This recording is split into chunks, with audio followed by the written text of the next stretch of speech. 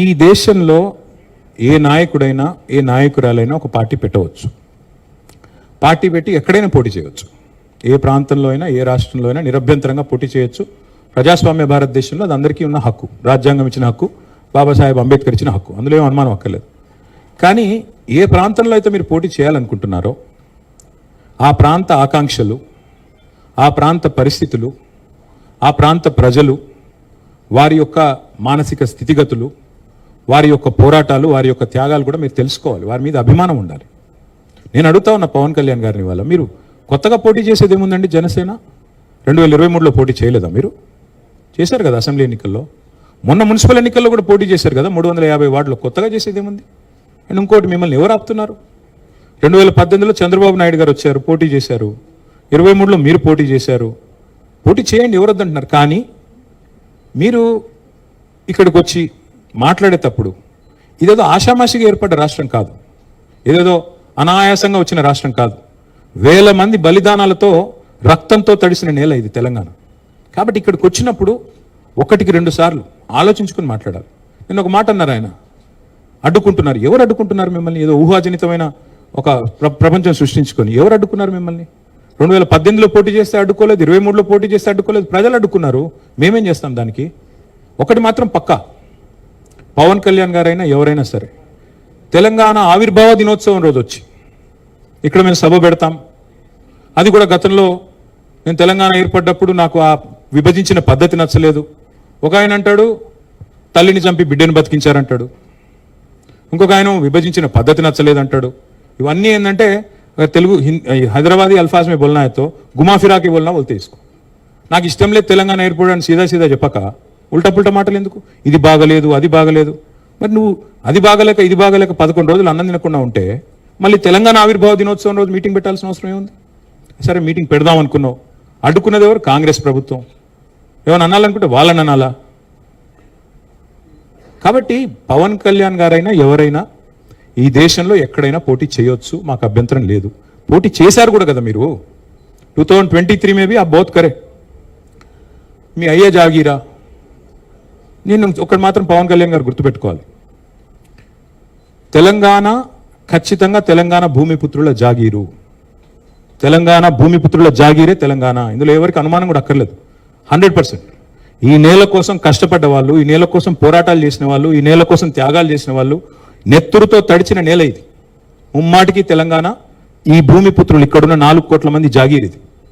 కానీ మీరు రండి, ఇక్కడే ఉండండి, మీ కుటుంబాలు ఇక్కడే ఉన్నాయి, మీ వ్యాపారాలు ఇక్కడ ఉండండి, ఎవరొద్దన్నారు?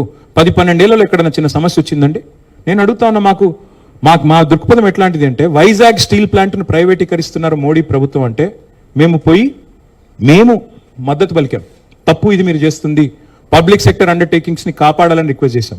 That is our philosophy. ప్రాంతాలుగా విడిపోయినా ప్రజలుగా కలిసి ఉండాలని కోరుకున్నాం. కానీ నిన్న పవన్ కళ్యాణ్ గారు ఇంకొక 2 మాటలు మాట్లాడారు.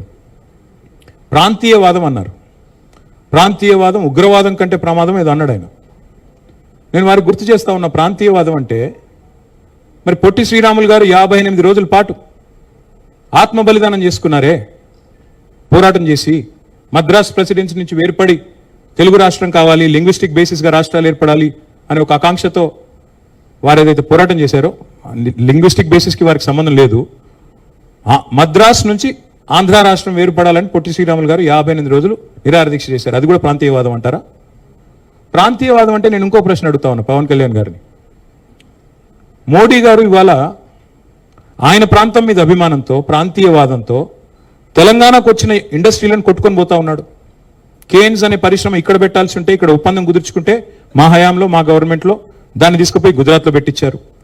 మైక్రాన్ అనే సంస్థ ఇక్కడ పెట్టాల్సి ఉంటే, పెట్టుబడి పెట్టేది ఉంటే దాన్ని తీసుకుపోయి గుజరాత్లో పెట్టుకున్నారు. మరి జాతీయవాదం ముసుగులో చేస్తున్న ఈ ఆర్థిక ప్రాంతీయవాదం కరెక్టా? ఏది కరెక్టు? అంటే ప్రధానమంత్రి గారు గుజరాత్కే ప్రధానమంత్రిగా వ్యవహరించడం కరెక్టా? చెప్తారా దీనికి సమాధానం పవన్ కళ్యాణ్ గారు? కాబట్టి ప్రాంతీయవాదం, ఇంకో మాట చాలా విచిత్రమైన మాట అన్నారు నిన్న ఆయన. ఇంకొన్ని రోజులైతే జనగణమన పాడరు. మాకు జనగణమన మాకు నేర్పించాల్సింది ఏం లేదు. దేశభక్తి గురించి మాకు పవన్ కళ్యాణ్ గారి దగ్గర పాఠాలు నేర్చుకోవాల్సిన అవసరం లేదు. ఈ నేల ఆనాడు నిజాం సర్కార్కు వ్యతిరేకంగా పోరాటం చేసిన నేల, కమ్యూనిస్టులు కదం దొక్కిన నేల ఇది. కాబట్టి మాకు పోరాటాలు కొత్త కాదు, మాకు యుద్ధాలు కొత్త కాదు, త్యాగాలు కొత్త కాదు. మాకు వాటి గురించి జాతీయ భావన ఉంది ఇక్కడ, దేశాన్ని గౌరవించే సంస్కృతి ఉంది. We contribute to the nation. We are less than 3% of India, but we contribute to 5% of India GDP. So we don't need any kind of moral lectures or moral policing from. వారు ఆంధ్రప్రదేశ్ ఉప ముఖ్యమంత్రిగా వారిని గౌరవిస్తాం, వారిని ఆంధ్రప్రదేశ్ ఉప ముఖ్యమంత్రిగా డెఫినెట్ గౌరవిస్తాం. ఒక కళాకారుడిగా, ఒక నటుడిగా అభిమానిస్తాం.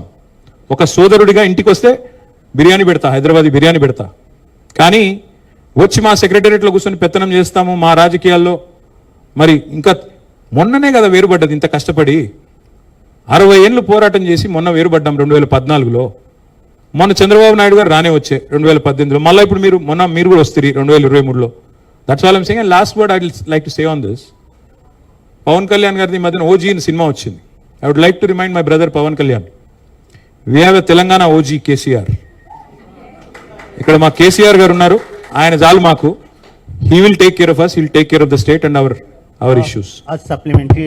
Yeah, Ratna, please. Please subscribe Dot News.